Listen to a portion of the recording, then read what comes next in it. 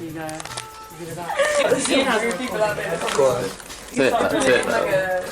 Can I cherry? Can you crack it as well with a strong teeth out here? Calcium. Strong. My God. Oh, you get me? I can do a little.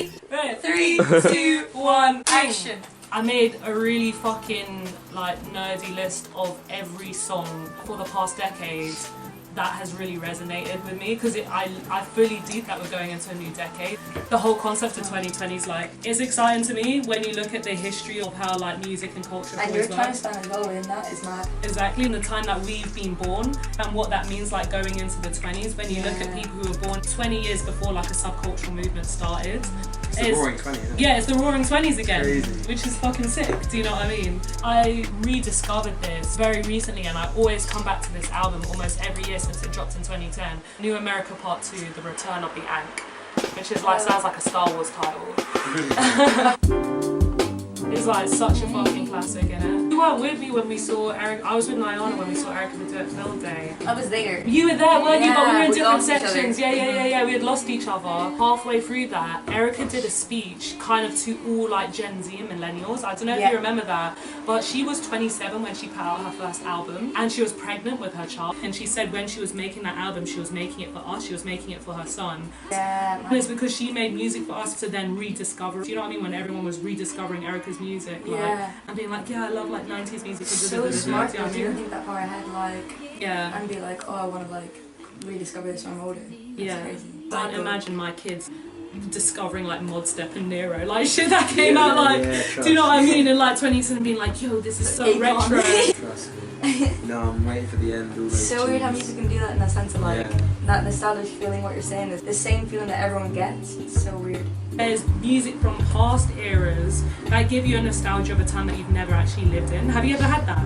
Yeah. Because so, I get that. Otis Redding. Especially and stuff like that. I'm just nostalgia. Well, you feel like you've been there. Nostalgia, is that the word for it? Or like did you just come up with my friend clocked it. Like, I thought you were about to coin that. I made nostalgia. This film and like this short film, you know, the Unreal. Yeah. My friend watched it and was like, I felt like I was there, like I felt like I was nostalgic for something I wasn't even part of. He was like, nostalgia. That's such a banging name. Nostalgia. Cool, that's the name of my first album. Tick that. I don't fucking know. Crystal Castles too, they had this track of it for baptism. I guess I was 12 turning 13. This was my first time like discovering internet music. This came out in 2010. Yeah. In the background I was like, but even this style of filming is coming back. Show it to you guys as well. But yeah, when I saw that and I was like turning 13, I thought I was like the coolest bitch in my school. Just discovering this shit. Listening on loudspeaker on the way to school. Yeah, is that on the back of the bus? When I discovered Crystal Castles, I was still an emo. So was But that like bridged the gap between like shit music to me, because like Linkin Park, I'm going back to Linkin Park, Yeah, no, I'll go back to that reference. and it still bangs. But some of the shit I used to listen to. But no, Bowl and Pursuit. Bowl and Pursuit, yes. Bowl and Pursuit, Sum 41. Bowl and Pursuit, Sum 41, Blink-182, they bang. Yeah. They're still good, but I'm talking about Pierce No, the Bowl Veil. and Pursuit, if you actually Sometimes I look back Pierce the Veil, Bring Me the Horizon, Sleeping with Sirens, Black Veil Brides. Black Veil Brides, all of that shit. 10-year-old me with like my little Kerrang posters on the wall, going to like Scuzz on like the TV channel. What like Kerrang, Scuzz, and Planet Rock. And then I realised that I could find really weird shit on like the internet that like made me feel that same feelings of like developing my own style, not just like wearing what my mum and grandma would buy me, but wanting to go to like Claire's Accessories and start buying some wristbands and shit, you know what I mean? Camden Market. Yeah, Camden Market. But I used to buy the worst things from it. Like I remember getting, I was telling you earlier, like the fucking fat DC shoes. When I came over to London first, because I was like, oh my god, there's like so much stuff to buy here. It's like incredible because it's so different from Ireland. And this cap that I got was just like half a flat cap, half a beanie. And it was DC and it was like pink and black or something. And I used to just wear it at home, just like. Word. I remember I was sassed with Cyberdog and shit like that. Cyberdog was sick. Because there's dancers in cages and shit. Like.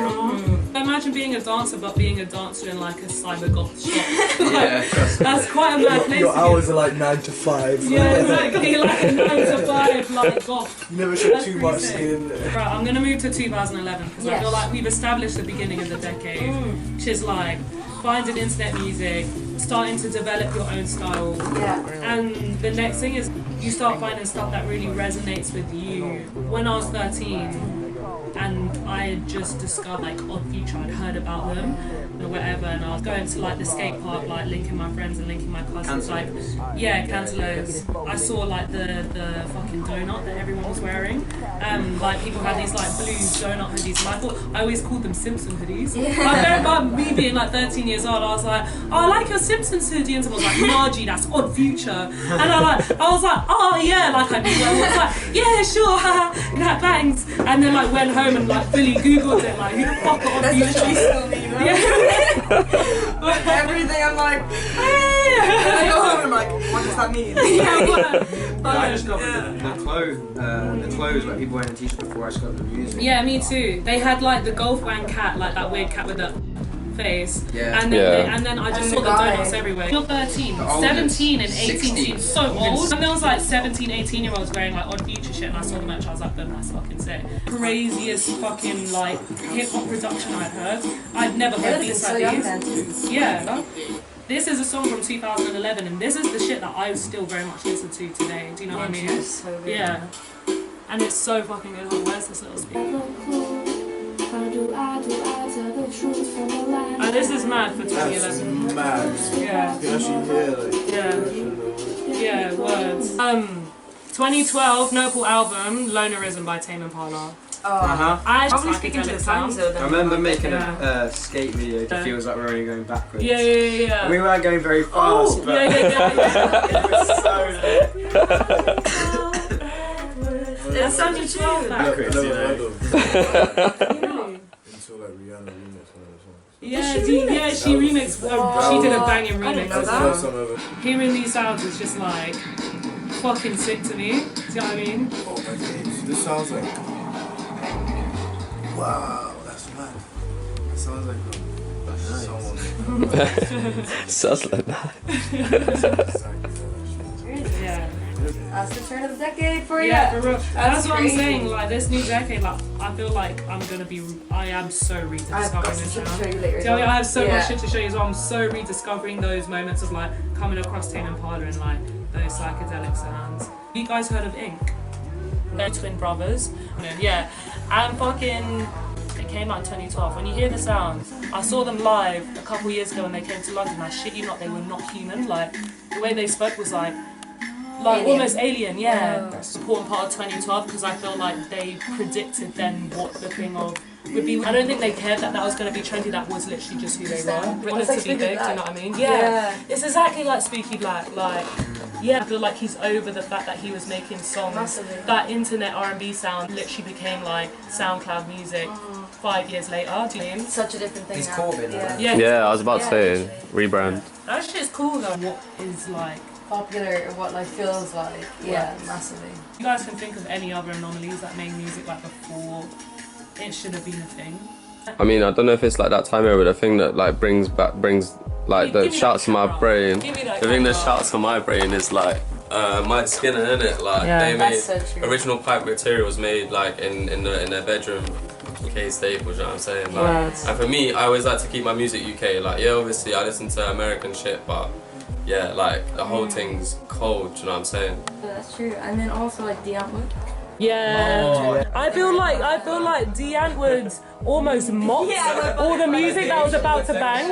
My samurai. Stupid SoundCloud tattoos that ninjas got. Yeah. It doesn't look like you're like 20-year-old SoundCloud rapper. He's like what, some gritty 40-year-old. Yeah, South African He's geezer. got all this. He's got the Bart Simpson tattoos. It's this one, But you know what's that? Got my balls licked by a Zoe Deschanel, looking like cocaine addict. Razor blade to your head, conflict. I'ma contradict this shit. I discovered this this meant song. this song was like when I really started discovering stuff that wasn't just like change my style, whatever, but actually I could delve into music and be in my emotions and start understanding complex feelings I was trying to understand. So when you find that, because it's like, fuck, how are you explaining exactly how I'm feeling right now? Like, Yeah. it feels like a stranger, but not though. Do you Yeah. know what I mean? It's weird. It's mad though, like I associate like music to like time heavily, innit? Like I think relationships play a part. Like, you know, when you break up, so you can't listen to, like, I don't know. Yeah, certain things. Like, yeah, literally.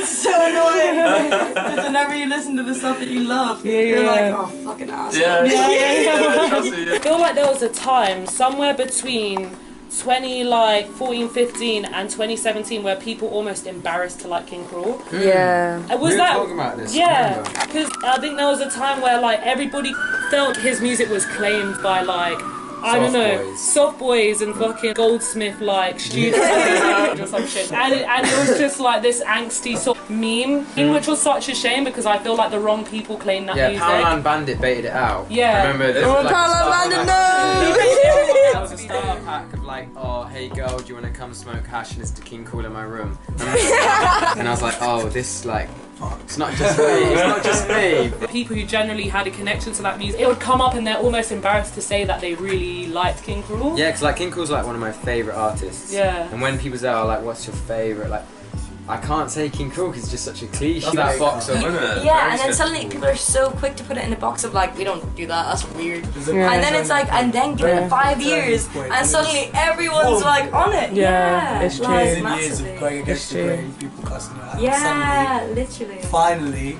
2014 was the year that I started using SoundCloud. Like, I'd have one or two songs that like throughout the beginning years of secondary school I liked, but 2014 was when I realised that I could discover again UK music, local music. Lo-fi producers. Yeah, it was local producers. There, like with his SP404, like on his balcony, just you know, going at it kind of thing. Yeah. That was the thing, it was a case of like bedroom producing wasn't a thing back then. It wasn't like called bedroom producing. Yeah, people were literally just making yeah. shit and putting it online. Yeah. But I think the whole bedroom producer and bedroom pop, whatever, was a way for people in the industry to set out someone who was like started off self-made and doing it themselves. Yeah, and make it seem like which was yeah. different to the fact that before they'll get an artist, they'll put them in the studio, they'll put them with songwriters. So the idea that these people are coming up equally with the same kind of figures and streaming, just off of doing it in their bedroom, and that's why they gave them that name. I feel like we never called ourselves that. Do you know what I mean? When we were doing it 5 years ago, we both have a connection to it. I'm gonna play it and you're gonna hear it. I know. So the door. This is her guitarist. Her voice is just like restart. So I just pause for a minute. I just pause for a minute. Now I track till she says it's spinning. You know more than you know. This is a band. SoundCloud was such like literally the fucking growing point for a lot of things. It was literally the fertilizer for a lot of things. At that point in time, especially like now, it's a lot. I feel it's very so different. hard. Like even for like I don't know what the fucking generation before was when like where would you put your music? It'd be MySpace, MySpace and Bandcamp. Yeah. 2014. Yes. Notable album is In the Shower, HOMESHAKE. Yeah. Oh. Very good album that year. Very necessary. I saw them live for the first time So this good. year. Really? Yeah, and that was like a whole nostalgia. Yeah. It was Little trip there, yeah. And they hadn't slept for like 3 days, so all their music was like 3 times as sleepy. It was only a feeling was like yeah, no, it was no, I'm not lying. YouTube playback speed was like 0.25. It was so good. I love how we all knew exactly what It that was was. such a gig, like it was because it was in Birmingham. So it was like, oh, so we're gonna play one more song, and then like this guy was like, no, I'll play 4 more. And then the guy was like, This is Borderland of My Atoms by HAITUS KAIYOTE. Hey, that's a name and a half, like. I can never. Yeah, they are Australian. Really good name. A few bands where when I discovered them, I'd solely just listen to full albums back to front. Because their albums were made for a full experience. Like you can listen to a song and appreciate it, but when you hear it in context with the rest of the songs, man. And this album, Choose Your Weapon, like Adventure Quest. yeah, it was, that was their whole vibe. The band, they were music nerds. They would like change like the time signature, and it was so there was like elements of math rock in it, and like that to me just opened my ears to so many things. I heard this applied in a way where it took like gospel, neo soul, and stuff that I'd heard in the church like growing up. And That's mad. Do you know what I mean? And That's then mad. turned it into like this psychedelic Australian band, like. And the time of Steez as well. Yeah, exactly. Massive. Open verbs. Do you remember that? That's like the beginning of me and like that's the beginning of Biig Piig and LAVALAND. Like our first like Those were going the up and days. spitting. That's how it started. Fuck, we were 16. Like I was so young. In the way of like I look at my sister now and she's like turning what, like 17, and I'm like, yeah, and you see that as a baby. Yeah. Imagine her If she was going down gonna, to Steve's if and she was goes going back. anywhere outside of like West London, I'd be like, I'm sorry, can you send me a GPS Yeah. of where you are? Like, I'd be like, Find my friends. yeah. Words. Like this music especially just speaks to it in that way of like, you kind of flow through the night in the way that like you find a mic and then suddenly it just, the words just speak over the beat in such a perfect way, the way that this does. Yeah. Do you know what I mean? Or it just feels like everything comes together very naturally and very easily. Yeah. I feel like it's just cycles It's just of time. Literally. Yeah, sure. It's No Name, Telephone. No Name, Telephone. Such Big a tune. good album. Big tune. You know when a whole piece is just golden and you really don't want to favourite something. Yeah. Have you ever known that one? Yeah, I'm actually. Do. Is it this one? Yeah. It's this one, isn't it? But this one's good as well. Oh yeah. I'll be playing this to my kids and they'll be like, top 10, you know, classics from 2010s, whatever, and these will be in there, you know what I'm saying? Got some. Tell me about this song. We recorded, let's say, 80% of it in his bedroom. Yeah. We decided to bring Vocals on the. This is 2017, it was crazy. Interplanetary Funk, a 23-track album coming out of a bedroom in West London. I was hearing bits of Andre 3000, I was hearing bits of like, you know, MF Doom, I was hearing bits of like so many different people. I think it spoke for a lot of like what was happening around our ages, around then as well, which is sick. It's like, it's his second language. He's literally his second language. You literally don't run out of bars, it's fucking crazy. 2018. This is my song of the I love this album. Okay. It's Dean Blunt. Dean Blunt. Dean, can we talk about Dean Blunt for a We second? can talk about Dean Blunt. This Where is you 20- start? This is 2018. It's funny. Like, Tyson is Mabel's sister. Yeah, it is. It's Nina Wait, Cherry's what's daughter. that? What's that? The girl who sings on this, Tyson. Yeah. Employees and now is Chloe. Yeah, it's Chloe. Which is so like It's just local. Everything's so local. But that West London. That's crazy. That's crazy. Yeah. Dean Blunt's song I heard was The Narcissist. Yeah. And then I heard it because of like skate videos. This was on this Bronze 56K thing. And then from there, like. He's so British. Well, that shit's coming back. Do you know Hack Baker? Yeah. Yeah. I think Britpop's coming back, but it's going to have an R&B you know, edge. I think about Masterpiece, for example, literally Britpop artists. Literally. Think about, Like, feel it's with like- it, Britpop. It's all Britpop. It's just It's that like, repurposed in a way that's so much better. It's a case of like, yeah. it's no longer this weird skinhead culture, Yeah, culture. It's like yeah. a thing of like. It's not just a bunch of like white people in the pub after football being like, blur. Do you know what I mean? Like, I actually think Britpop's gonna be readjusted for what like Britain is now. It having like R&B influences and hip hop influences in Britpop. I'm so like, my whole new project is an exploration of that, so I'm like, I'm so excited for that. I'm so excited for that, yeah. So I just like had to plug my life. Little plug. Hashtag ad. That's 2018, which brings us to Fuck this yeah, year. Oh no, I'm so scared for this year. 2019. This year. We're on 2019. No think of like what's resonating right now. Pineapple Plaza. Lava. Green Tea playing Rising. Denzel himself has come out. Yeah. And loads of books. No, you know right. what? Someone that you suggested when we were literally on the hills in LA and we were sat Okay, down. KAIYOTE. Okay, KAIYOTE. Okay, KAIYOTE. In my ear, and I was like, what? Yeah, words. The people who literally do like intimate songwriting over electronic music. They're like housey and like has that sort of like.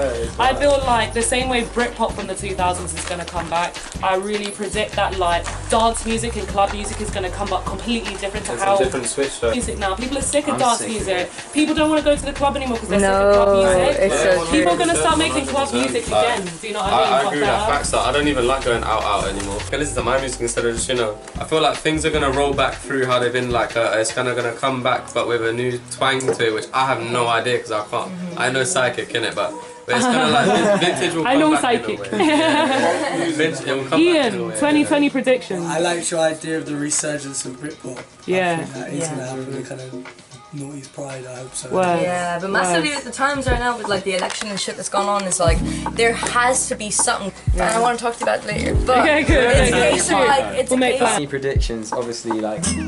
That was just a whole Shit. metaphor right there. I was like, what? That's what 2020 is gonna be. No. What do you think is gonna happen? Well, we have to use Brexit as a way of just thinking, okay, so we're cutting ourselves off from all this European shit, so I'm just gonna have to discover this in the next month. So like European drill, trap, all that has to combine with UK shit. That's true. And integrate with Euro, and like French like drill, UK drill, plus Britpop, everything. So we like, even though like politics says that we're like, I don't know how to explain it. Even though politics says that we're like cutting ourselves off, we should use it as a way of fully integrating ourselves more. Yeah. Because like obviously like no border's gonna stop music from linking up. Yeah.